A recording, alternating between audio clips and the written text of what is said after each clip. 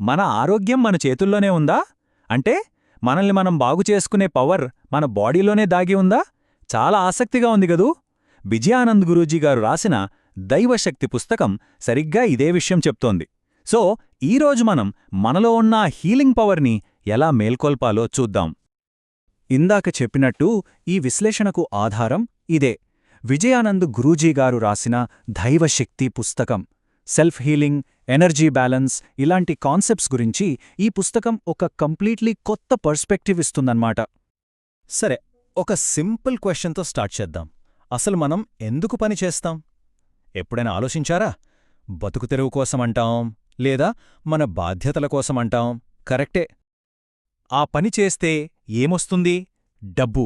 ప్రధానంగా డబ్బు కోసమే కదా. మరి ఆ డబ్బుతో ఏం చేస్తాం?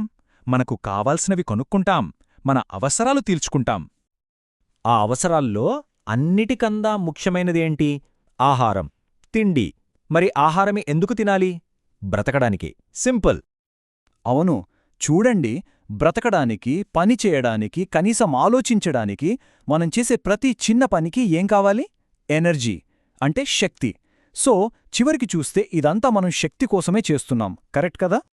ఓకే, మనకి శక్తి కావాలి. బావుంది. మరి ఈ శక్తి మన శరీరంలో ఎలా పనిచేస్తుంది?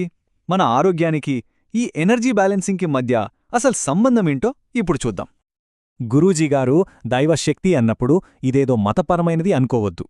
ఆయన ఉద్దేశంలో దైవశక్తి అంటే మన శరీరం పర్ఫెక్ట్గా, సామరస్యంగా పనిచేయడానికి అవసరమైన అన్ని రకాల శక్తుల మొత్తమన్నమాట. ఒక కంప్లీట్ బాడీ ఎనర్జీ ప్యాకేజ్ లాంటిది. మన శరీరాన్ని ఒక పెద్ద మ్యూజిక్ కాన్సర్ట్తో పోల్చుకోవచ్చు. అందులో ఒక్కో ఇన్స్ట్రుమెంట్ ఒక్కో పని చేస్తుంది. అలాగే మన బాడీలో చూడటానికి కాంతిశక్తి, వినటానికి సౌండ్ ఎనర్జీ, మనం తిన్నది అరగడానికి కెమికల్ ఎనర్జీ, ఊపిరి పీల్చుకోవడానికి గాలి శక్తి, ఇలా చాలా శక్తులుంటాయి. ఇవన్నీ ఒకదానితో ఒకటి కలిసి పనిచేస్తేనే మన బాడీ అనే సింఫనీ కరెక్ట్గా ప్లే అవుతుంది. ఈ శక్తులన్నీ ఏది ఎక్కువ కాకుండా, ఏది తక్కువ కాకుండా కరెక్ట్ లెవెల్స్లో ఉన్నాయనుకోండి, ఆ కండిషన్నే ఈక్విలిబ్రియం అంటారు. అంటే సమతుల్య స్థితి. ఇదే అసలైన సంపూర్ణ ఆరోగ్యం. మరి ఈ బ్యాలెన్స్ దెబ్బతింటే ఏమవుతుంది? అప్పుడే వస్తుంది అనారోగ్యం. అంటే ఏదో ఒక శక్తి అవసరానికి మించి పెరిగిపోయినా, లేదా బాగా తగ్గిపోయినా ప్రాబ్లం స్టార్ట్ అవుతుంది. అది చిన్న జలుబు కావచ్చు, లేదా దీర్ఘకాలికంగా వేధించే జబ్బు కూడా కావచ్చు. అయితే ఒక గుడ్ న్యూస్ ఉంది. ఈ ఇంబ్యాలెన్స్ని మనం సరిదిద్దుకోవచ్చు. అదెలా అంటారా? అదే స్వీయ స్వస్థత, లేదా self healing power. Self healing వెనుకున్న లాజిక్ చాలా సింపుల్. శరీరంలో ఏ ఎనర్జీ అయితే ఎక్కువైపోయిందో దాన్ని తగ్గించడం, ఏది తక్కువైందో దాన్ని పెంచడం. సింపుల్గా చెప్పాలంటే అన్నిట్నీ మళ్లీ నార్మల్ లెవెల్కి, అంటే ఆ సమస్థితికి తీసుకురావడమే దీని టార్గెట్. థియరీ అంతా బాగానే ఉంది. మరి ప్రాక్టికల్గా దీన్ని ఎలా చెయ్యాలి? ఈ ఎనర్జీ బ్యాలెన్స్ని రీస్టోర్ చేయడానికి గురూజీగారు కొన్ని చాలా సింపుల్ టెక్నిక్స్ చెప్పారు. అవేంటో చూద్దాం. అన్నింటికన్నా simple and most powerful healing technique ఏంటో తెలుసా? మంచి నిద్ర. కనీసం 6 గంటల పాటు ఎలాంటి డిస్టర్బెన్స్ లేకుండా గాఢంగా నిద్రపోతే చాలట. అది మన బాడీకి ఒక కంప్లీట్ రీఛార్జ్ లాంటిది. రోజంతా మనలో పేరుకుపోయిన నెగటివ్ ఎనర్జీ అంతా క్లియర్ అయిపోయి మనల్ని ఫ్రెష్, పాజిటివ్ ఎనర్జీతో నింపుతుంది. ఇది జనరల్ హీలింగ్.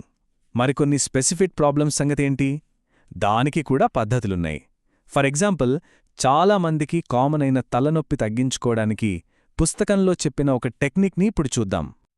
ఇది చాలా ఈజీ. ఫస్ట్ ప్రశాంతంగా కూర్చోవాలి. అరచేతుల్ని ఫ్లాట్గా కాకుండా కొంచెం కప్పులా పట్టుకుని మన కణతల దగ్గర పెట్టాలి. ఇప్పుడు మీ అరచేతుల నుంచి ఒక రకమైన హీలింగ్ ఎనర్జీ తలలోకి వెళ్తున్నట్లు ఒక 2 నిమిషాలు ఊహించుకోవాలి. ఆ తరువాత అవే చేతుల్ని నుదుటి మీదకు తీసుకురావాలి. అక్కడ కూడా ఇంకో 2 నిమిషాలు ఆ ఎనర్జీ ఫ్లోని గమనించాలి. ఇంతే. ఈ సింపుల్ ప్రాసెస్ తలనొప్పి నుంచి చాలా రిలీఫ్ ఇస్తుందని గురూజీగారు చెప్తున్నారు. నిద్రలాంటి సింపుల్ టెక్నిక్స్ మాత్రమే కాదు, రేకీ, ప్రాణిక్ హీలింగ్ లాంటి కొంచెం అడ్వాన్స్డ్ పద్ధతుల గురించి కూడా ఈ పుస్తకంలో ఉంది. ప్రాణిక్ హీలింగ్ వెనుకున్న బేసిక్ ఐడియా ఏంటంటే, మన బాడీలో ఎక్కడైతే ప్రాబ్లం ఉందో అక్కడ పేరుకుపోయిన నెగటివ్ ఎనర్జీని తీసేసి ఆ ప్లేస్ని ప్రకృతి నుంచి తీసుకున్న పాజిటివ్ ఎనర్జీతో రీఫిల్ చేయడం. అయితే ఇక్కడొక చాలా ఇంపార్టెంట్ వార్నింగ్ కూడా ఇచ్చారు గురూజీగారు. రేకీ, ప్రాణిక్ హీలింగ్ లాంటి పవర్ఫుల్ టెక్నిక్స్ని సొంతంగా పుస్తకాలు చదివి ట్రై చెయ్యకూడదు. వాటిని ఖచ్చితంగా ఒక ఎక్స్పర్ట్, ఒక గురువు దగ్గరే నేర్చుకోవాలి. ఇది చాలా ముఖ్యం. సరే, ఇప్పటిదాకా మనం చాలా విషయాలు చర్చించుకున్నాం కదా. సో ఈ మొత్తం విశ్లేషణ నుంచి మనం గుర్తుపట్టుకోవాల్సిన మెయిన్ పాయింట్స్ ఏంటి? సింపుల్గా కొన్ని పాయింట్స్ గుర్తుంచుకుందాం. 1. శక్తి అనేది మన లైఫ్కి బేస్. 2. ఆరోగ్యమంటే ఏం లేదు, జస్ట్ మన ఎనర్జీలన్నీ బ్యాలెన్స్డ్గా ఉండటమే. 3. మనల్ని మనం హీల్ చేసుకునే ప్రాసెస్లో మనం కూడా యాక్టివ్గా పార్టిసిపేట్ చేయొచ్చు. అండ్ ఫైనలీ, గాఢ నిద్రలాంటి చిన్న చిన్న అలవాట్లే చాలా పవర్ఫుల్ హీలింగ్ టూల్స్ అనమాట. చివరగా గురూజీగారు చెప్పిన ఒక మంచి మాటతో ముగిద్దాం. గొప్ప వ్యక్తి జ్ఞానాన్ని నేర్చుకుంటాడు, అంతకన్నా గొప్ప వ్యక్తి దాన్ని ఆచరిస్తాడు. అంటే తెలుసుకోవడం కాదు, దాన్ని మన లైఫ్లో అప్లై చేయడమే అసలైన విషయం. సో ఇప్పుడు ప్రశ్న ఇదే: మన శక్తిని బ్యాలెన్స్ చేసుకోవడానికి ఈరోజు మనం ఏం చేయబోతున్నాం? అది చిన్న మార్పైనా పర్లేదు, దాని ఇంపాక్ట్ మాత్రం చాలా పెద్దగా ఉండొచ్చు. ఆలోచించాల్సిన విషయం కదూ?